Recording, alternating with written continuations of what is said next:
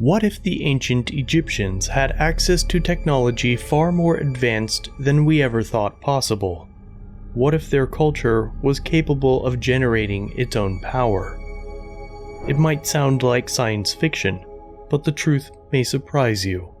Recent archaeological evidence suggests that ancient Egyptians could have been fully capable of generating their own electricity. But here's the most important question. What were they using the power for? What kinds of devices did they need to supply with electricity? Strap in, because this story is about to get a little strange.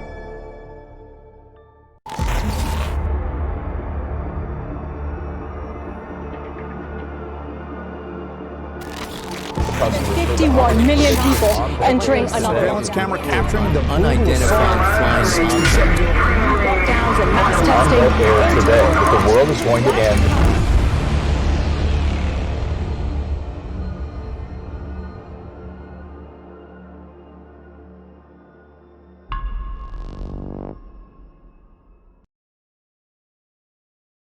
Most mainstream archaeologists agree that there is evidence of primitive solar panels in ancient Egypt. The general concept is actually pretty simple. First, the Egyptians built pools with black tile. Then, they filled these pools with water. When exposed to sunlight, these pools would generate considerable heat. The water would then be transported to the palaces and temples through an intricate network of pipes. In this manner, the ancient Egyptians were able to keep their houses warm at night. Although you might not expect it, temperatures can fall below 10 degrees Celsius at night during Egypt's winter months. Freezing temperatures are also not unheard of, especially in the western desert. In other words, this wasn't just a needless luxury for the Egyptians. They really did need heating at night.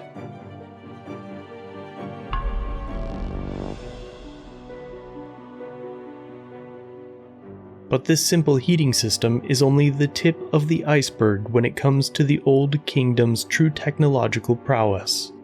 New evidence suggests that this culture was capable of constructing working solar panels. Although nowhere near as advanced as our modern solar panels, these devices would have been capable of generating more than enough electricity to power various forms of technology. But how did these ancient Egyptian solar panels work? One of the key components was obsidian, a black volcanic glass containing high levels of silicon and boron. The Egyptians took this obsidian and carved shallow grooves into its surface. Next, they filled the grooves with copper wire. When archaeologists discovered these stones, they decided to try an experiment. They left the obsidian in the sun and measured the current. Lo and behold, this primitive solar cell generated a small amount of electricity, even after being buried deep in the ground for over 5,000 years. The next step would be to expose one side of the power cell to phosphorus, and the flow of current would have been possible. Archaeologists believe that this was accomplished by coating one side with clay, and then placing the obsidian side into hot ash, perhaps from burned wheat husks. After 24 hours, the obsidian would be sufficiently infused with phosphorus. The final step would have been to break off the clay and place copper wire within the grooves. The problem is that obsidian would not have been sealed from the elements. This means that these primitive solar cells could only work in dry conditions. Rain would have rendered them completely inoperable, and even excessive humidity would have prevented power generation. However, some believe that these limitations could have been circumvented with wet, compressed sand that naturally generates its own current.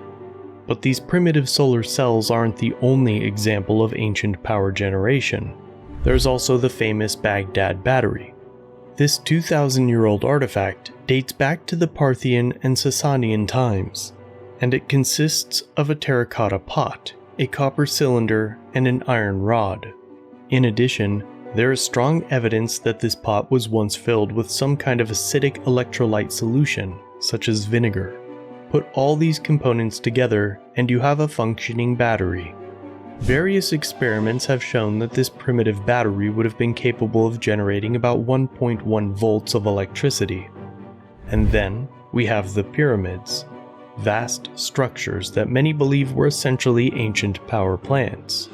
Scientists now understand that the Great Pyramid is capable of concentrating electromagnetic energy in its internal chambers under resonance conditions.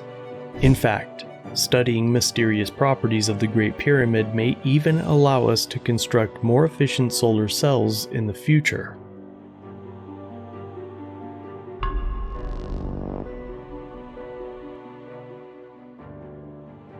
But if the ancient Egyptians really were capable of generating power, then what were they using it for?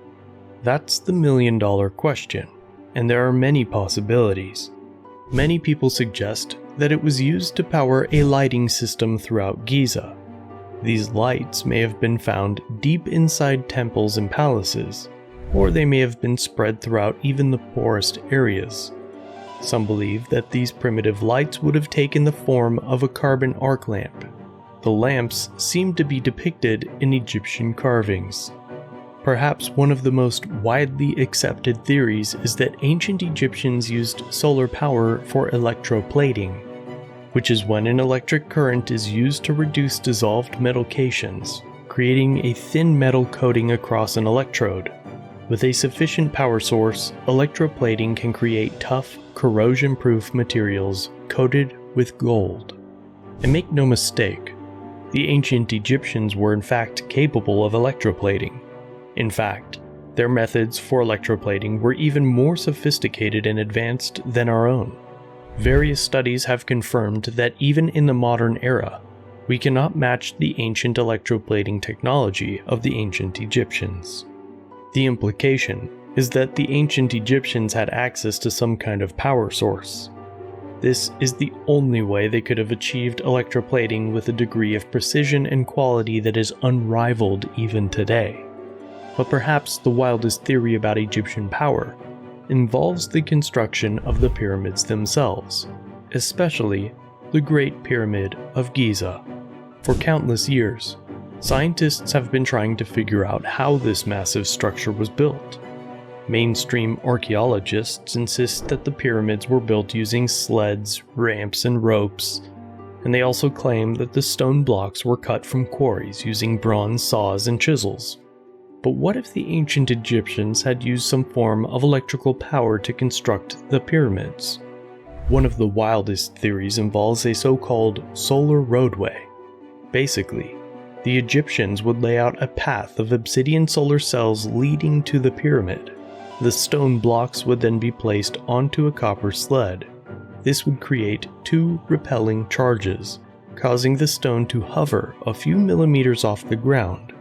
This general concept is not unlike our modern maglev trains. Some believe that this solar roadway could support blocks of up to 2.5 tons.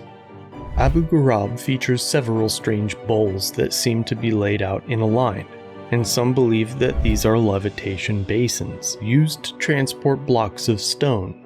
Some also believe that the ancient Egyptians could have used this power to fuel ancient power tools, which would explain the precise cuts and considerable force needed to slice into granite and other tough stones.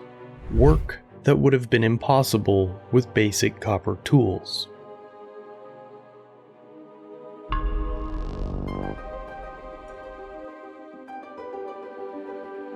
But if all this technology was so advanced, then what happened to it?